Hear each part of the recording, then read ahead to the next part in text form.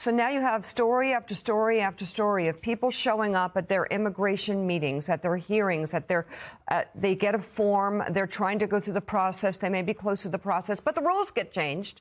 So actually, you thought you could stay, but you can't. And that's happening to many different categories of people who are here and want to have legal status or in the process of getting legal status. They show up for their hearings. They show up because they want to follow the rules. They show up because they want to be here legally, and they're almost there, and they've spent so much money and so much time, and they've saved all their papers, and they've tried to do everything right, and they show up, and they get nabbed like criminals, like the worst of the worst, and put in concentration camps here in America.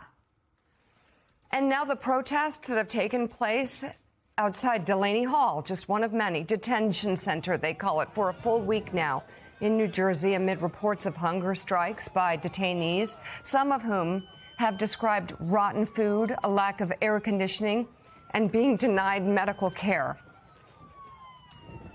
Joining us now, Democratic Senator Cory Booker of New Jersey, and you got into Delaney, so take it from me because I'm getting emotional. What did you say? But first of all, to not be emotional, the dignity of our nation, any pretense of nobility within our country is under assault right now. This is our taxpayer money. These are our officials conducting immigration policy that is levels of deep cruelty that should be unacceptable to all Americans. It's going on in Newark. It's going on in Texas. It's going on around our country. And understand this, that facility, now that they're begging for city support, when the city said there is health and safety concerns, that you need to get a certificate of occupancy, they said none of that. They bullied their way in. It's a $1 billion contract, $1 billion of our taxpayer money to a for-profit company, as corporations all throughout this process, from the GEO Group, transportation companies, subcontractors, this is a money train for Trump campaign contributors, all as they assault human dignity in a way that all of us should be offended, outraged, and outspoken. You should care. Silence in this is complicity, and what's going on is an affront to who we say we are as a nation. Our values. Willie. So, Senator Booker, you were the rare public official who was granted access to one of these facilities. You got to look inside Delaney Hall. Presumably, they had some time. They knew you were coming. We've heard other reporters say that the prisoners in these facilities have said things got cleaned up quickly before dignitaries like yourself would come in. But tell us what you saw, because so few people actually have been granted access to the inside of these places. So Congressman Espaillat, New York Congressman, and I were in there. And the horrifying things when they granted us ability to meet with people alone, where the guards were not there, were chilling. When we met with the women who circled around to support each other, a woman who was recently postpartum, ripped away from her American child and her other American children, no criminal convictions, and talked about just the pain of that separation. Another woman who came in pregnant and had a miscarriage, and was denied appropriate medical care. Another woman who came in who was pregnant, who told horrific stories of the treatment that she was enduring.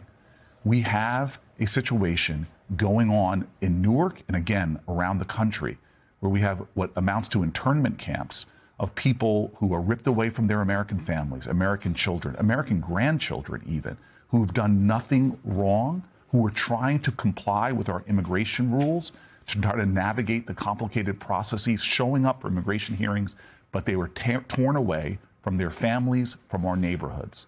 And so this is a moral test for our country.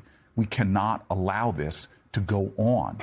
All of us have to begin to point out this cruelty and this assault on not just the dignity and humanity of the people being held, but this is cheapening and demeaning the humanity and the dignity of our nation. So, Senator, we have gone over repeatedly about President Trump's original promise that it would just be the worst of the worst, and that's clearly not the case. Speak a little more, if you will, about the people you did encounter in their lives in the United States for years, if not decades, and also their fears of where they may be heading next, including in some cases to countries where they've never been. Well, this is why I'm working on many fronts, including trying to help many of them to get lawyers so they can get legal protection, so they can't be transferred out of New Jersey, away from their families. They can't be transferred to other crueler detention facilities or pushed out of the country. When I had a 19-year-old child, a young teenager rather, come to me with an American accent, he had as thick of a New Jersey accent as I have, if not more so, decorated athlete in our state, telling me about him now being pushed back to a country he doesn't even know, barely speaks the language. It highlights the cruelty of what they're trying to do. And this is the thing that they told us, the retaliations for trying to go on a hunger strike, the threats that they'll be brought up with criminal charges. All of them want to stay in the only country many of them know, or the country they've been in for years, if not decades. They want to return to their families. And so it's a cruel retaliation that's going on. They're frankly threatening them for trying to do what we would do in a situation with that, is protest, hunger strike, work with their lawyers. And so we've got to decide as a country, how long are we going to allow this to go on? Because this immigration cruelty that we're seeing, it's not just what we saw on the streets of Minneapolis. We're seeing it in detention facilities all around where they're hoping people will look away, all while hundreds of millions of dollars are being made in for-profit prisons off of the backs of human beings. They are profiting from pain. So, Senator, I want, if we can go into that a little bit more, Senator. Oh, I'm sorry, Mika. If we can go into that a little bit more, Senator. So we have a system here that now is driven by Stephen Miller and has been driven by Stephen Miller, where there are quotas. They have set up unrealistic quotas that I'm sure you've talked to the White House about, I've talked to the White House about, saying you're never going to reach these numbers. And if you try to reach these numbers, people are going to end up dead in the streets of Minneapolis like they have been. It doesn't work.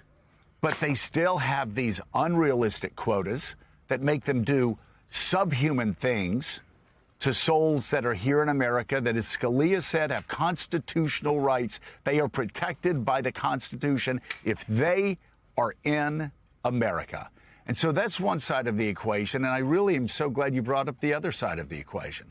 So you have these quotas that throw people in detention centers, and then you have the well-connected that are actually turning these detention centers, these internment camps, into money-making machines. And every day they keep a poor soul inside these internment camps, they make more money. So they don't care if they have citizens there or whether they have immigrants there. They don't care whether that person has committed a crime or not. Once they get them, all they're looking at is counting the number of heads, the number of beds, and the number of bucks that they're making off of this corrupt system. And let's add to this. This is an assault on the economic strength of our nation. Because when you rip people from their families, away from their children, away from our neighborhoods, away from our jobs, remember, immigration is a net gain. This is why the Cato Institute is saying over and over again, Donald Trump is doing deep economic harm to our country by not allowing people who are doing everything they can to comply with the rules. You're throwing them out. And so here you have a president giving a master's class in how do you tank a national economy, your chaotic tariffs, your disastrous war abroad, everything he's doing, assaulting all of the above energy strategies, threatening our airport, which this region, as you know, 20% of the U.S. economy. He's talking about let's do more things to cripple the U.S. economy and drive prices up for everybody. So that's the economic crisis. But I want to continue to point, as you point to Stephen Miller, to what the moral crisis is. Remember, these are folks who are immigrants from what he calls shithole countries. But look at what he's doing in South Africa with Afrikaners, arranging flights, calling for them to come in, that we're going to rescue these white people from South Africa, while I call other nations shithole countries. He is using race as a sword to try to divide our nation and reduce the truth that we are a great multicultural society. The assaults on so-called DEI, as he says we're a merit-based economy, but fires qualified African Americans while doing what? Allowing his children to loot, smash and grab, grift and grab resources. This is a corrupt administration that's getting rich as we all get poorer, but also morally bankrupt as well, hurting the dignity and the ideals of this nation. We are in a crisis, both moral and economic, and Americans are feeling it, and it's going to go on. And Mika and I were saying this off camera. Until Republicans who know better stop being silent, start showing some courage. Cato Institute, and you mentioned one Supreme Court justice, can't be the only ones speaking out against the assaults on due process and our principles. When I hear an Alabama Speaker of the House say things like, oh, now we've got the Voting Rights Amendment, next we're going after the 14th Amendment, which is equal protection, which is the fundamental principles of our freedom. And so this is a moral test, and it's our economic pain.